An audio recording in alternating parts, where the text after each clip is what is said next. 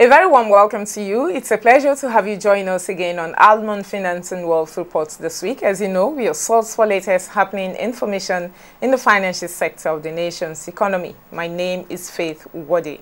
On this edition of the program, we'll kick off by bringing you the exclusive interview I had with the Director General of the Nigerian Employers Consultative Association, NECA, Mr. Olusegun Oshinowo.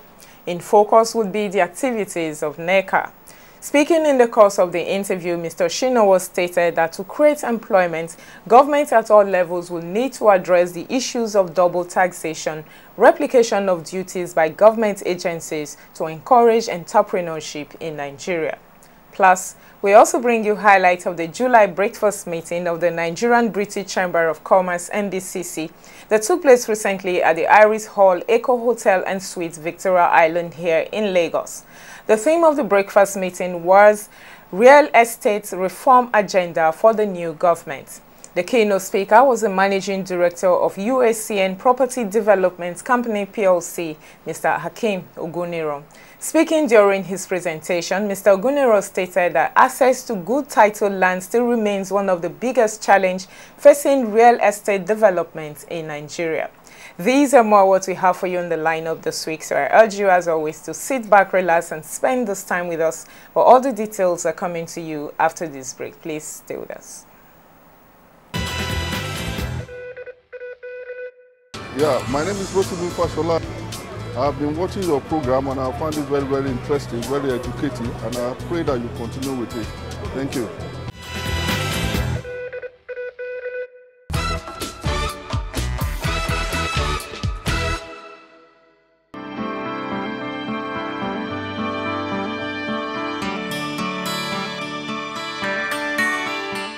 All right, welcome back. On the site of Almond today, I have the honor and privilege to be hosting the Director General of the Nigeria Employers Consultative Association, NECA, Mr. Olusegun Oshinowo.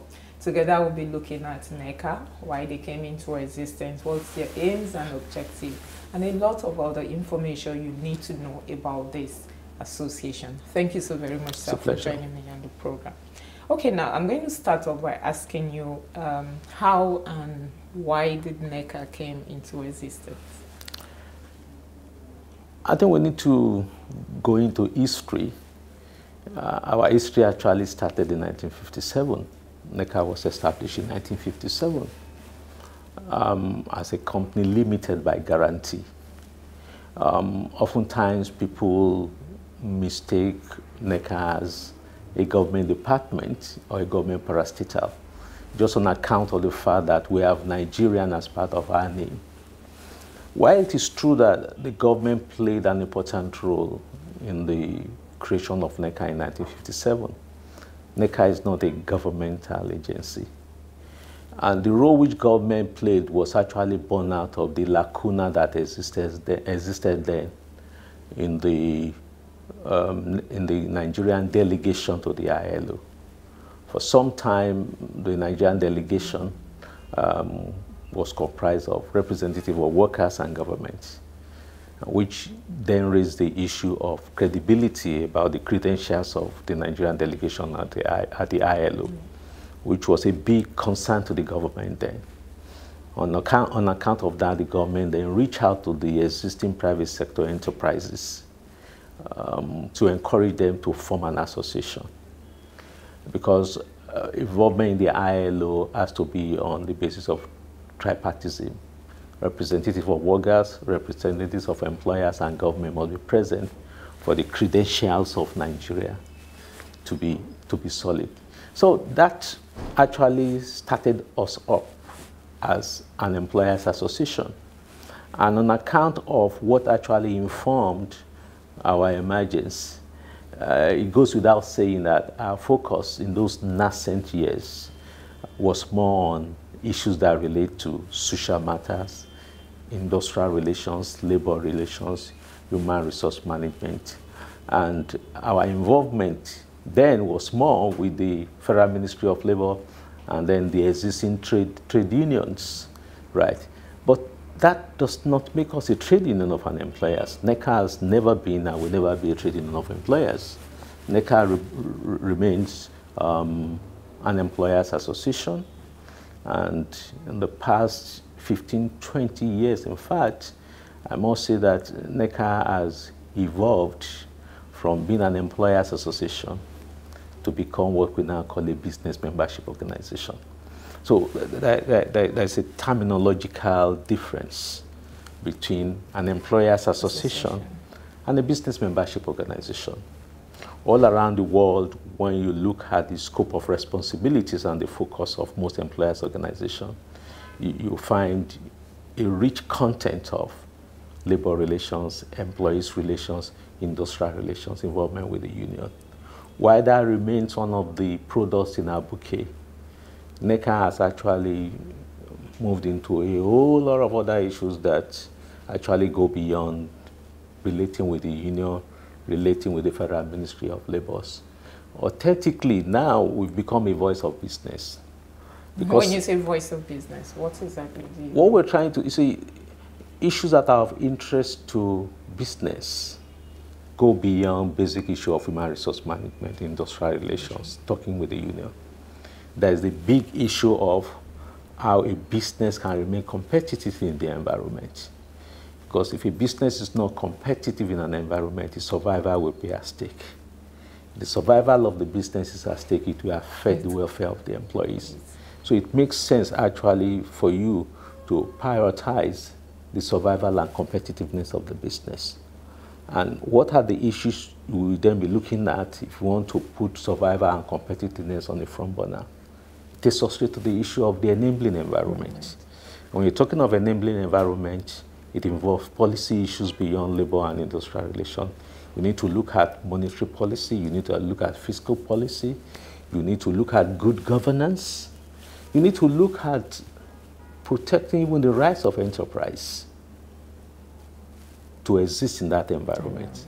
And that takes us again to the issue of terminological difference between employers' rights and enterprise rights.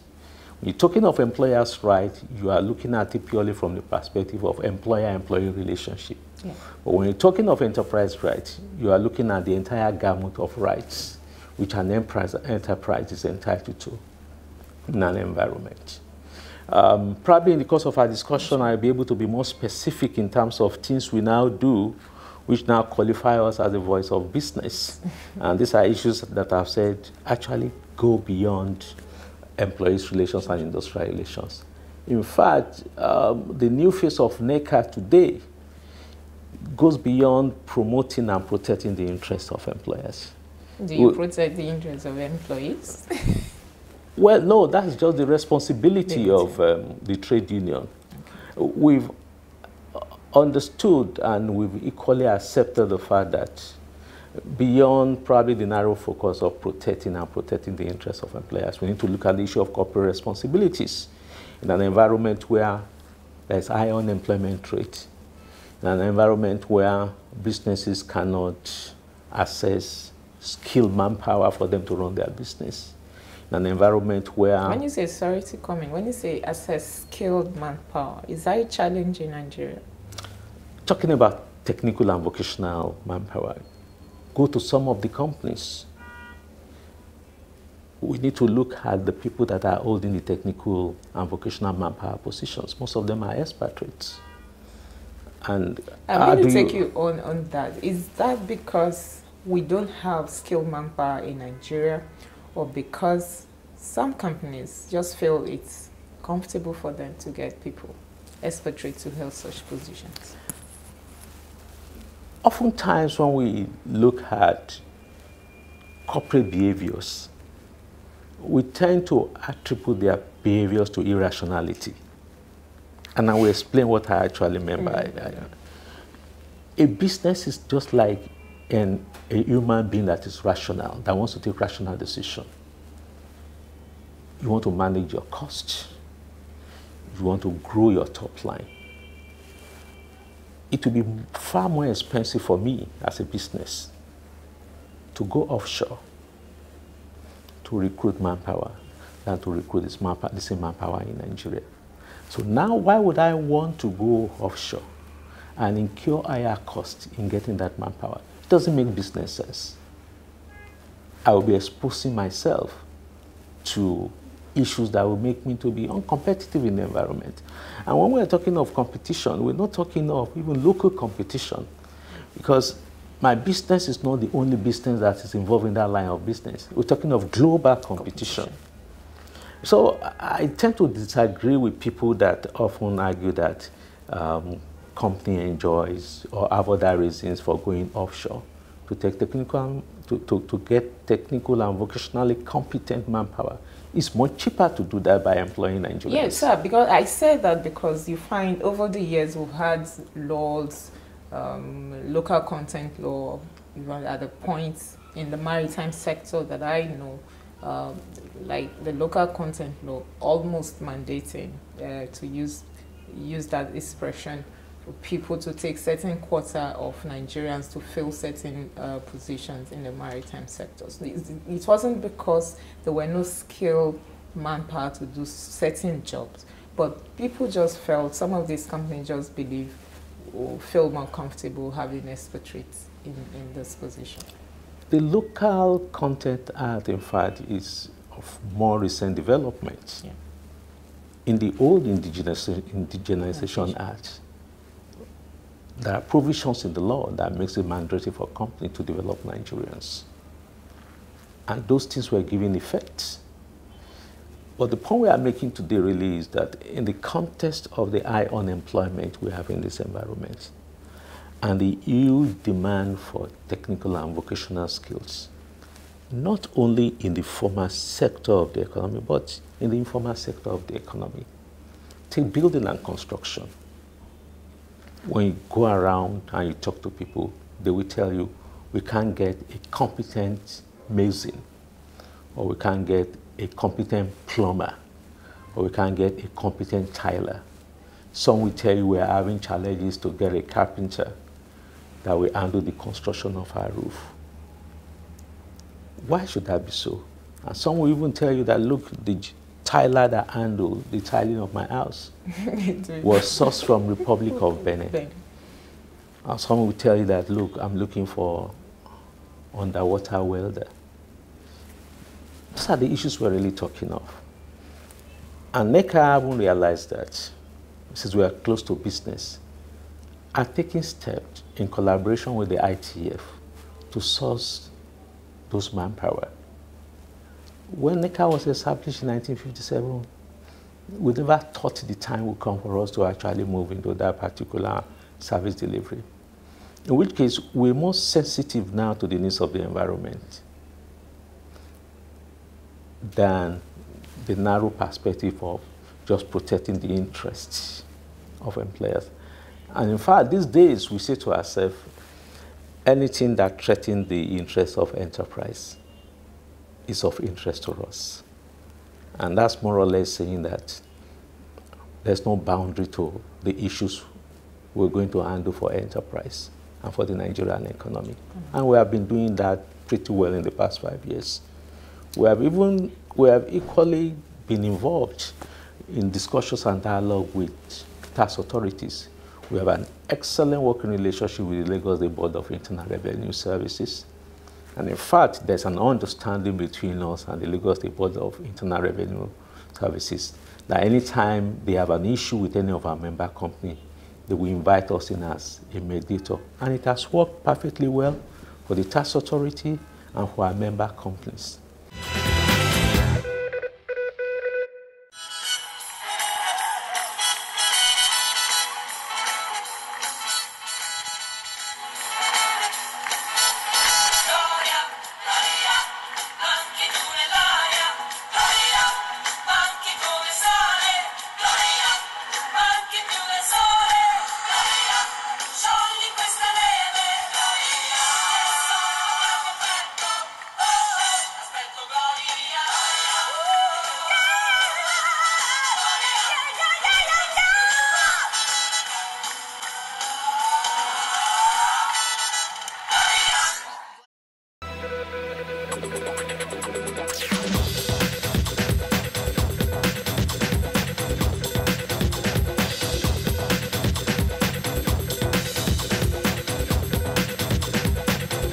The Nigerian British Chamber of Commerce is the foremost bilateral chamber of commerce in Nigeria.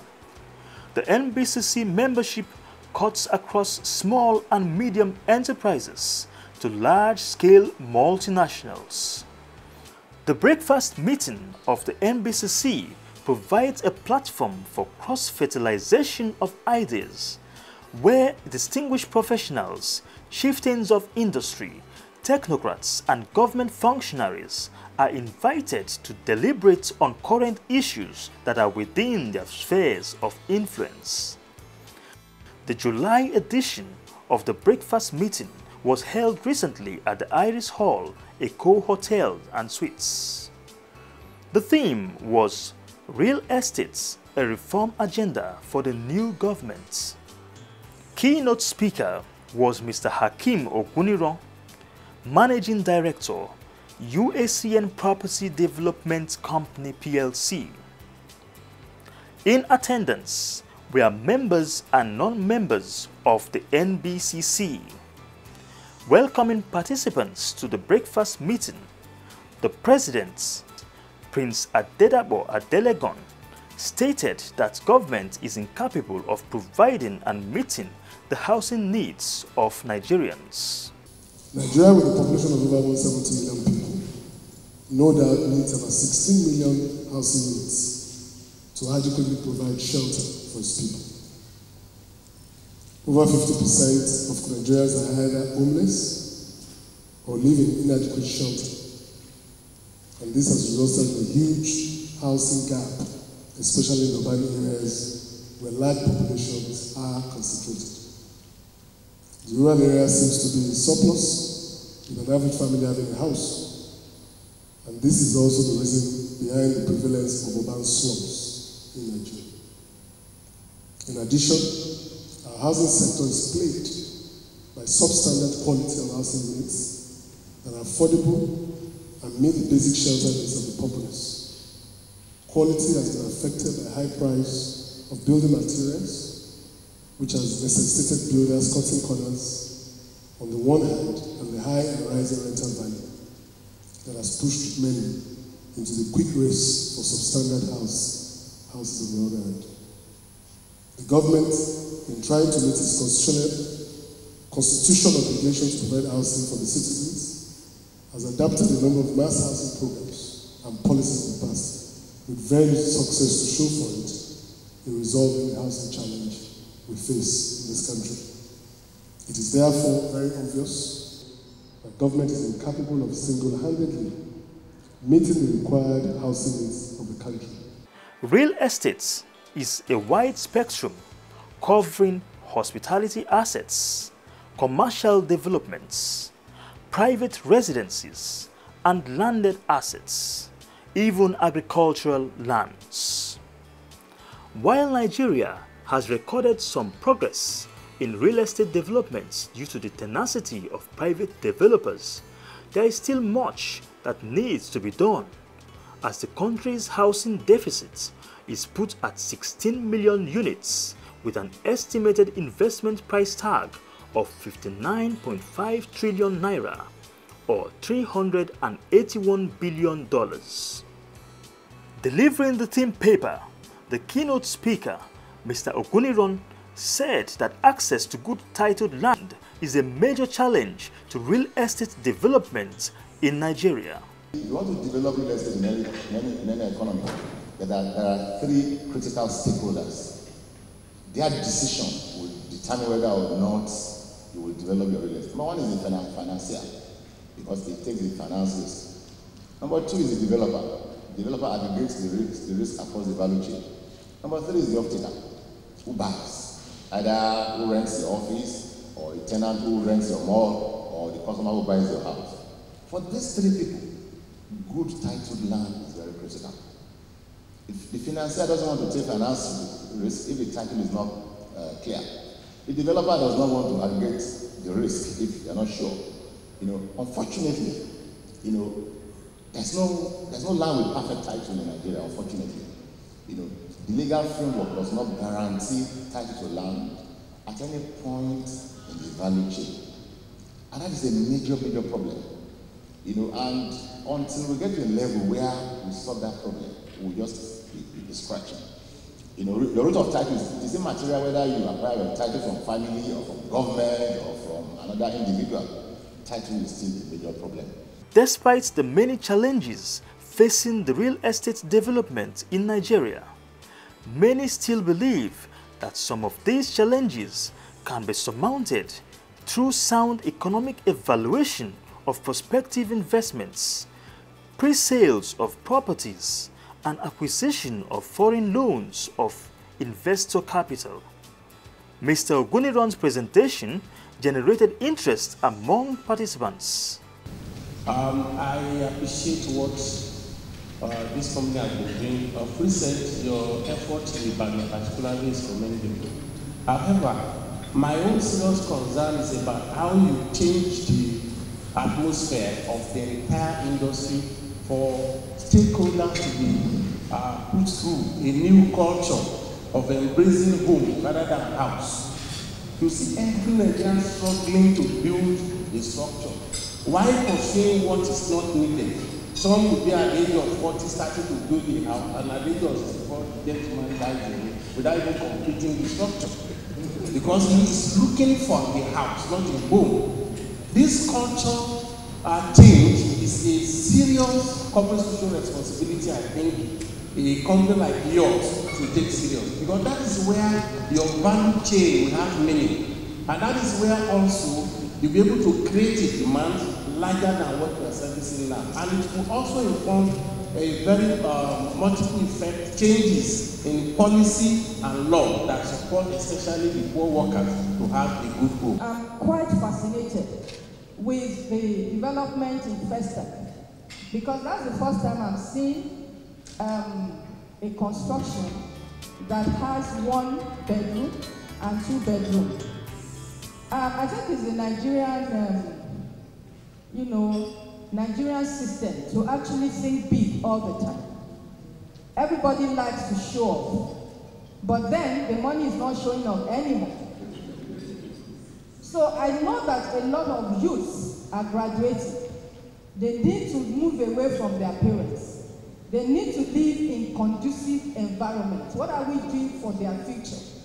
We don't want them to get into the same mistake we did of saying we must have a 5-bedroom duplex, we must have a 4-bedroom duplex. What is wrong in starting with 1-bedroom studio apartment, just like it's done abroad?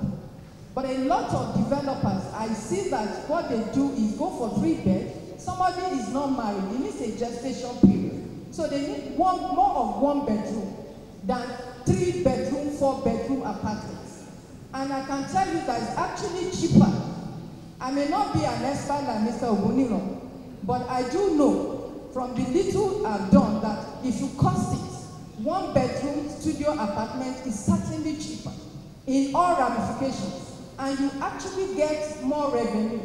Because by the time you let 1 bedroom to people who are just started in different industries, young graduates, you are able to collect your rent timely, and the body is not much. So I will advise that more of what is happening in Festac, let it be done on other areas. The keynote speaker took time to answer some of the questions raised. The Nigerian British Chamber of Commerce, since inception in 1977, has continued to urge governments at all levels to give priority to the provision of critical infrastructure that will enable business growth and reduce the costs of doing business in the country.